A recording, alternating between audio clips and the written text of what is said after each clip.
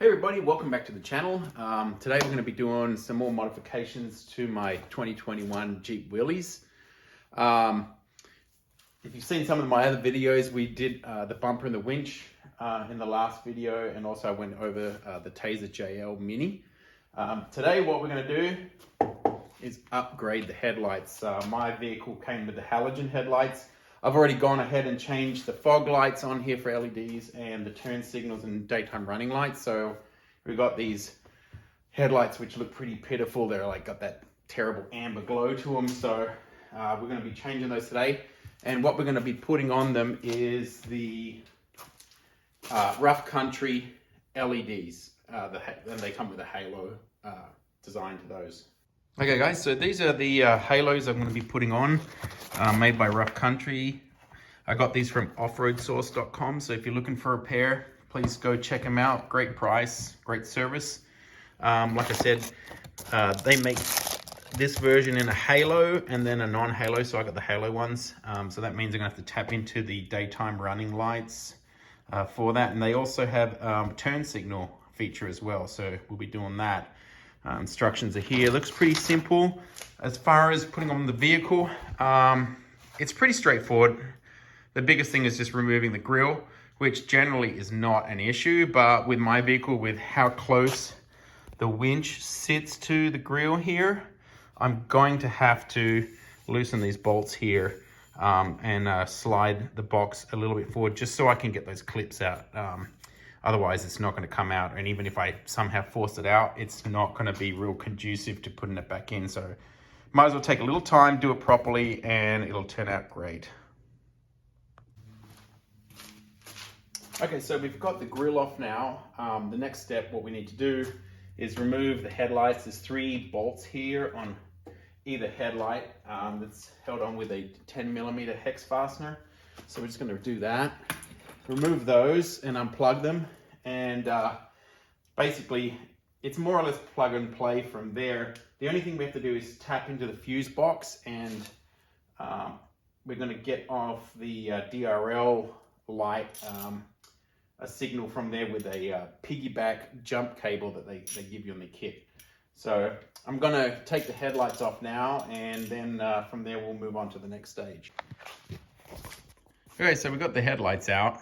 I had a quick look to see if I could find the turn signal wires, and I guess my Gladiator is a little bit different from what's in the pictures, because in the instructions, should I say, because they showed like a turn signal wire somewhere around here coming in, which I couldn't find. So what I did do is I went over here and basically pulled out, there's one of those plastic push pins here, there's a 10mm up here, and then there's another push pin somewhere around here, where it's right here underneath. Pull those out, and then you can look back here, and then I found the turn signal wire. So what I'm going to do is just run the turn signal wire connectors back to here.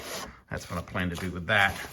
But the next step before we get there is to tap into the DRL circuit. So what we need to do is take out this yellow fuse right here. It's a 20 amp, and they give you this piggyback jumper, right? So what that lets you do is see, you plug that end into your fuse box, and then you run a fuse, well, you take that fuse out and put in this position, and then this extra 20 amp fuse is for your DRL signal here that goes out, and it's basically got a crimp style connector. So then we'll connect the rest of the harness that runs back to the headlights through this thing. So that's what I'm gonna do now. I'm gonna take that out, put this in, and run the wires down, and then go from there. Okay, if you're new to fuse boxes and all these little mini fuses and micro fuses, you'll see they're really close together and they're kind of hard to get out. Do not recommend trying to pull these out with pliers, because you could crack the housing and you could even break the fuse connector itself. So what you have in here is one of these fuse pullers. So if you just pull it out of here, you lift it out, and then so this end is for the micro fuses, and then the other end is for like the larger fuses. So basically it's like a little plastic pliers, and you put it on and clip it, you can pull it right out. So just thought I'd add that in there for people that aren't familiar with this kind of setup. Okay, so I connected that fuse jumper here to the F25 box, and then it's got on that harness a little negative, right? And it's not very long, so I looked around in this area to see what would be a good ground, and the best one I could find is right here on the valve cover, and this connects to a metal strap, and that goes back down to the side of the valve cover, which is connected to the block. So it seems to be pretty good. I checked it with a multimeter.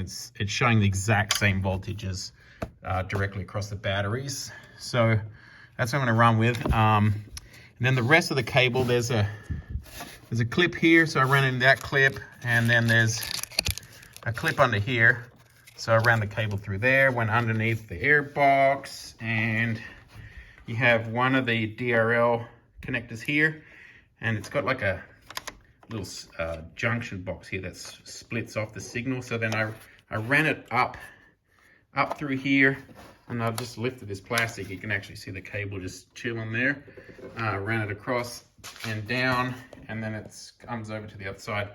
I'm just gonna maybe throw a couple zip ties on this thing and connect it to these other cables, so this thing's not just flopping around and chafing, but that should be good. So the only really thing I have to do is connect all those. So there's your headlight plugs. They come with a ballast for the CAN bus, so they can run the LEDs. So these will plug into those as well. And so I'm just going to have to do those turn signals, like I said, from under there, and run those wires over here. And they give you these harnesses here. I'm hoping, I mean, they're not the longest, but they should reach. Okay, so I've got the driver's side light already put in. Just got to do the passenger side now. A couple of things. So you have this CAN bus adapter. It's a metal case. It needs to get cool and stuff. So what I did is on this side, there's a metal brace here that comes from the body, and I just used a little zip tie there and zip tied it to that. On the other side, on this side, there's a hose, or pipe should I say, that runs down through here, right near this windshield washer reservoir. And I just did the same thing as zip tie it there to keep it from rattling around and that. The turn signal cable is sitting down here. I just have to splice those into the turn signals. And one other thing is, you'll see here on the headlight mount, see these little prongs that stick out? There's on the top and the bottom here. These are like a piloting hole.